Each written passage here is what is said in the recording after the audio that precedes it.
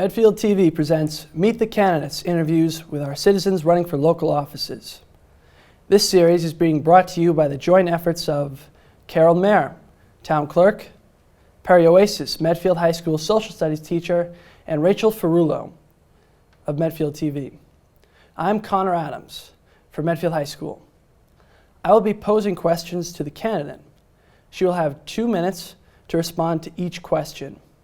At the end of the questioning period, the candidate will have 2 minutes to address the TV audience. Today we're interviewing Meghan Glenn. She's an incumbent running for the office of school committee. This position is for a 3-year term. There are 2 positions open. She's running unopposed. How are you today? I'm good. How are you? Doing well. Good.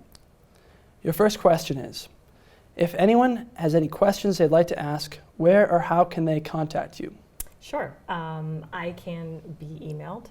There is on the school committee homepage a sort of a generic email address that anyone can email and it will get funneled back to me. And in that instance, I can respond with my personal email and my cell phone number. School committee also holds office hours every month, and they rotate from school to school and at different times. So if you work and you can't make it in the morning, there's an evening one. And anytime at a school committee meeting, before or after, my door is always open for anyone. Excellent. Do you believe it matters if a school committee member's children attend Medfield Public Schools or not? My short answer to that is no. I do not believe that having one of your children attend a private school in any way would compromise your ability to be a good school committee member. I have 3 of my own children who are currently in the Medfield school system, but if at any point I felt that one of their learning styles or needs weren't being met and couldn't be met within the constraints of Medfield, I may have to consider, placement in a private setting as well. People choose to go to private schools for private reasons, and I don't think that in any way changes how they can perform their duties as someone on school committee. Okay then.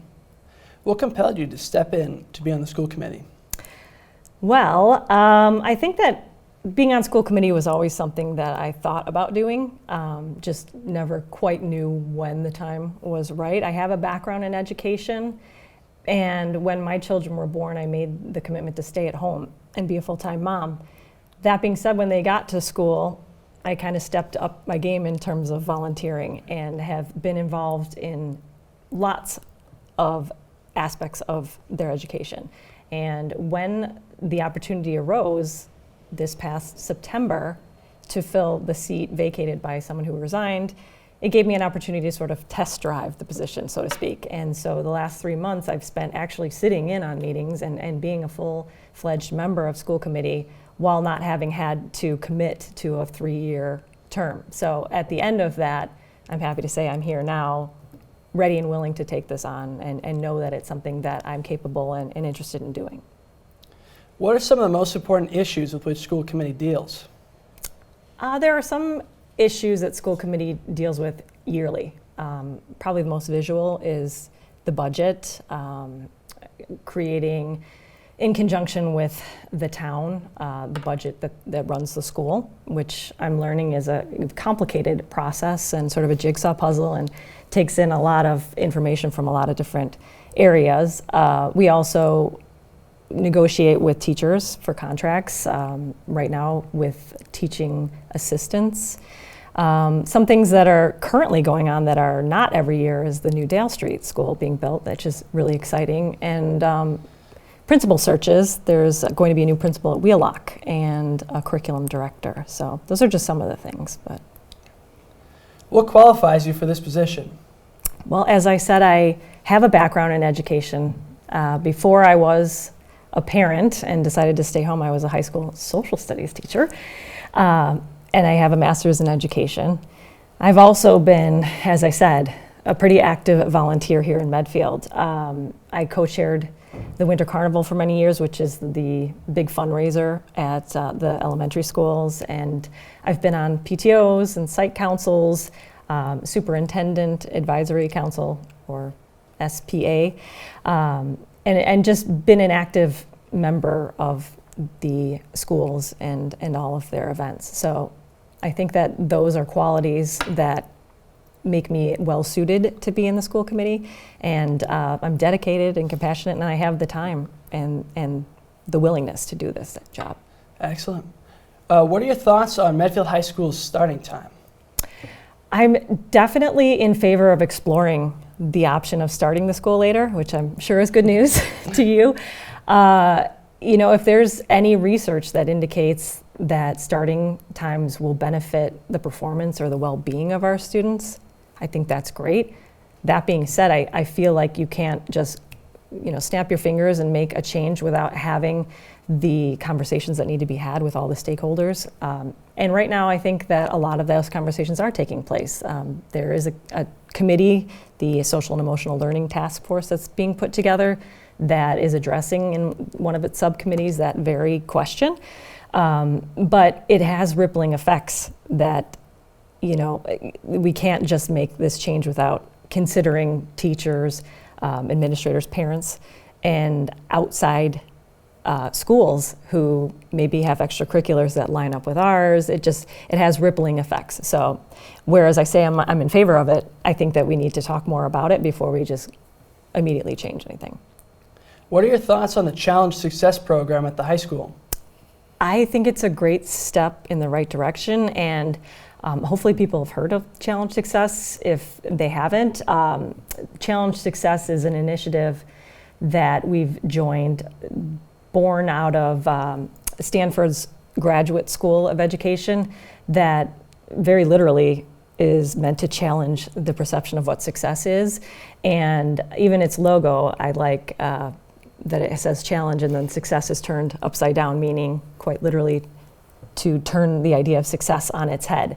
Anything that brings to the table conversation of varying perspectives, I think, is a plus. And I think your question asked, how do you like it at the high school? I know there is a component that reaches into the middle school as well, and I think that's equally as important as kids are really developing their game plan for as they go through education. What does my future sort of look like, and is your idea of success the same as mine, and is that okay? And I think this is giving kids a lens to say, it is okay. Maybe my future isn't going to be a 4-year university and a desk job. Maybe my future is something different. And by discussing that and understanding that at an earlier age, I think it alleviates a lot of stress that kids feel.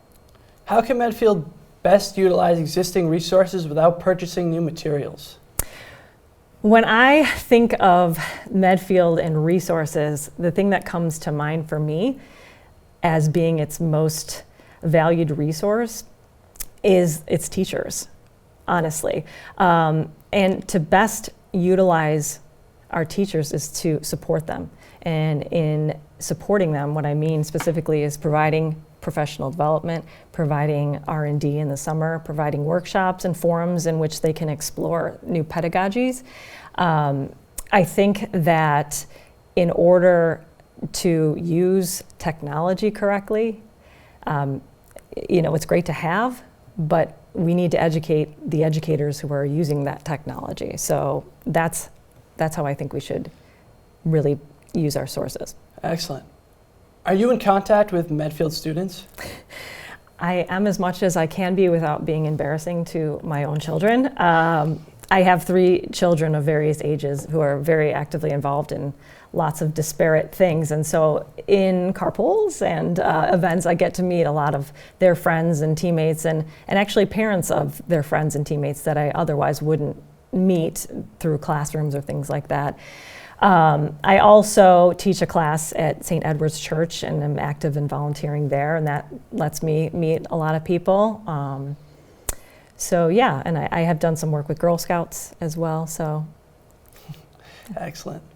How can you stay up to date on current issues? Well, going to the school committee meetings is one way, for sure. And on weeks that we don't have meetings, I might sit down with Dr. Marsden and have a conversation. Having 3 kids who, until this year, they're in 6th and 8th grade, were at 3 different schools. I would constantly be reading 3 different blogs or Thursday packets, so kind of have a pulse finger on my pulse of all of the schools going ons, and just having conversations with different people and actually engaged listening at meetings and PTOs and committees. So doing my homework. Perfect. How can the committee address students drooling at school? This is a question that as a parent keeps me up at night, and I think it's a question that's both important but also beyond just the scope of school committee. This is an area in which the school committee needs to come together with lots of other groups to address this. And I think one way that we can combat the problem is by bringing more awareness to it and education to it. I know for me, I am aware of it because I have kids of the age that are in middle school where it's becoming prevalent, but I know a lot of my friends don't even know about it. So bringing awareness to there is a problem, this is what it is, and this is what it does. And then also educating students, because unfortunately I've read a statistic that a lot of the kids that are actually doing this have really no idea of how harmful it is. And part of that is the blame of the company itself, marketing these products to kids that won't ask these questions. So it's our responsibility as adults, and as maybe a school committee could provide a forum in which to educate the parents to then have these conversations that then empower the students to stop and think about what it is that they're doing.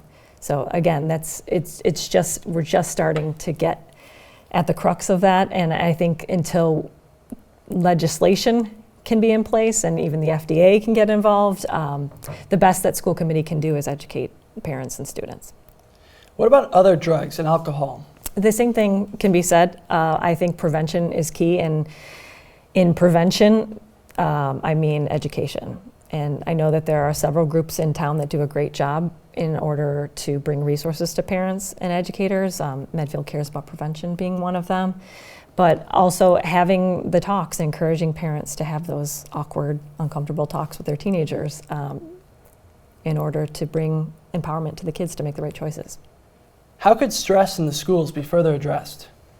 Stress is the buzzword. I think that the SEL task force is one step that the school committee or the schools in general have taken, social emotional learning task force, to bring to the forefront some of the issues that students are repeatedly indicating are stressors for them, be it homework, be it starting times, college prep, extracurriculars. And just by actually starting to talk about those things, we can then work on ways to alleviate them. To be fair, some stress is necessary and actually positive. It's motivational. But when that stress level tips into a debilitating level, that's when it becomes inherently unhealthy for everyone. So I think the SEL task force in bringing up these conversations, and even the Challenge Success program, I know that next week they're having a workshop for parents to discuss ways in which to combat stress in the home. So the conversation not only happens at schools, but in the home as well. So those are all good initiatives that hopefully can alleviate some of the stress. It's good to hear. Would you ever consider collaborating with the principal's advisory at the high school? I would love to do that. I think the benefits of the Principal Advisory Council are twofold. One, it gives the administrators kind of a window into your thoughts, mind, and wants, desires, feelings, but it also gives students a voice and empowerment to know that you're a part of the change and that you have a say in the game and that you're a valued player. Now, would you please take a few moments to speak to the audience? You have up to 2 minutes to respond. Okay. First, I would like to say thank you to you, Connor, for having me here and for It's a pleasure. the people at Medfield TV.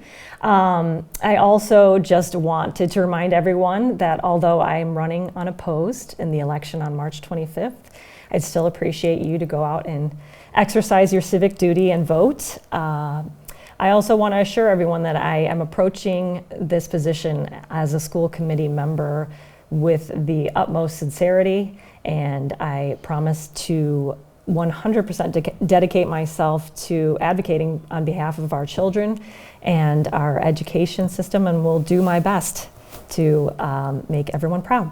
So thank you so much for having me today. You're welcome. I wish to thank the candidate for participating in this interview. Please remember that democracy is not a spectator sport. Please vote at the Center on Ice House Road on Monday, March 25th, from 6 a.m. to 8 p.m. Thank you.